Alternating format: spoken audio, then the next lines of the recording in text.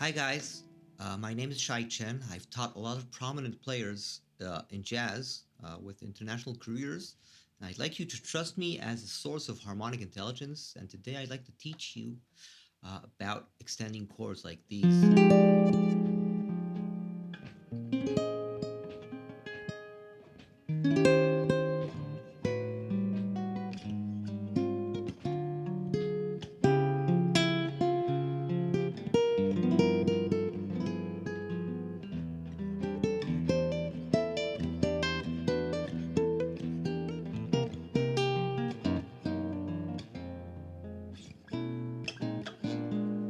Okay, the art of extending chords in the context of jazz harmony.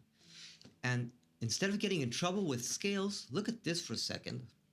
This might really help things for you. Imagine you have a chord whose root is C. That chord can have any note. I've just written them in red. Okay, and I'm wondering what the harmonic functions are for every note here. Meaning, how does any of the 12 chromatic notes I've written in flats function over a C chord?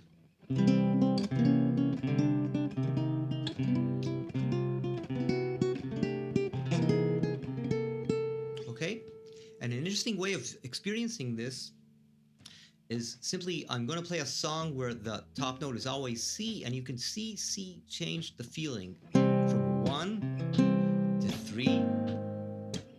Now C is 5, major 7,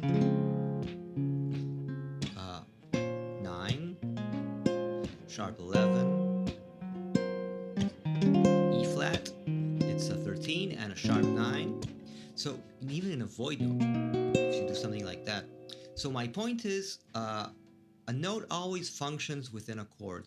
Now, the main functions are a note can be a chord tone, which you can see as the blue row. It can be a 1, a 3, a 5, a flat 5, sorry.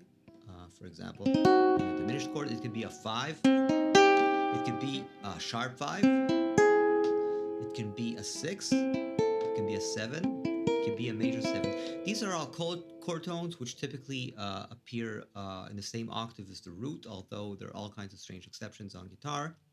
The point is, think of them as what establishes the chord.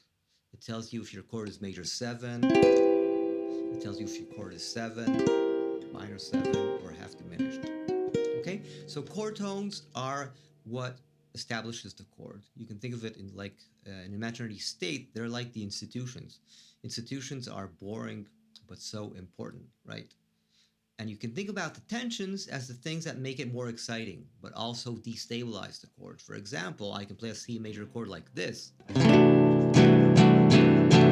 added the 9, the sharp 11, the 13, and it's a less stable chord, but it's more interesting. Okay, you can add all these tensions to color your chords. And as you color them, the chords can become less stable and prettier. So that's the art.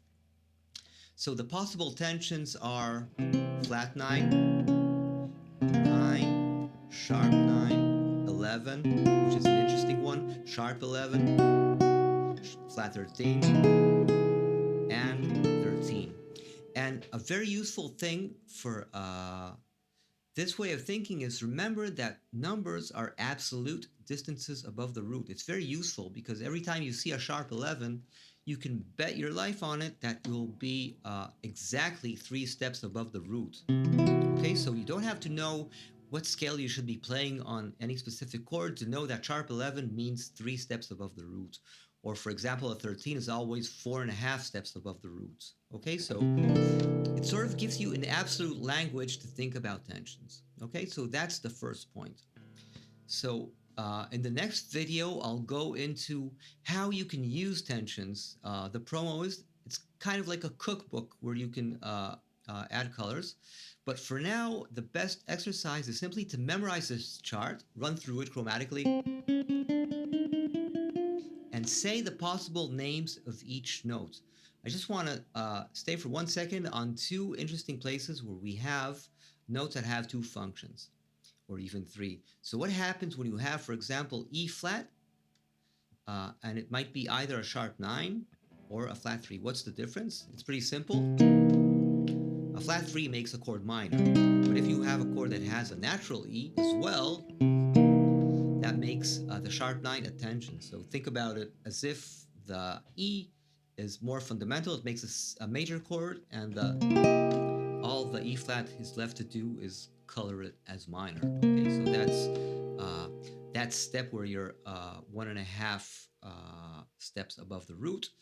So it's either flat 3 or sharp 9. 3 if it's major, sharp 9 if it's major, and flat 3 if it doesn't have E. Another interesting place where it's ambivalent, flat 5 versus sharp 11 simply means flat 5 is a lowering of the 5. That chord no longer has a 5. Sharp 11 is an addition of a tension. So basically the difference between flat 5 and sharp 11 is that flat 5 negates the 5. You can't have a 5 anymore. And sharp 11 is a tension, doesn't tell you if you have a 5 or not. And look at where in yellow it says 4. What's the difference between a sharp 5 and a flat 13? That's really simple. Same principle. Sharp 5 is a chord tone that's been raised from 5 to sharp 5. And flat 13 is simply a tension added. Although in practice it's quite rare that you play both a 5 and sharp 5 in the same chord. It can happen, by the way. I've done it. There are some interesting examples. And the weirdest spot is the 4.5 steps above the root, where you have either a 13 or a 6 or a flat 7. So it's a 13 when you have a major 7, for example here. This is C major 7. I have a 1, a 7, a 3, and I also have a 13. Now it's a tension. But if I don't play the 7, I have just a 6 like this, C9, then we call this a 6. A 6 is cooler than a 7.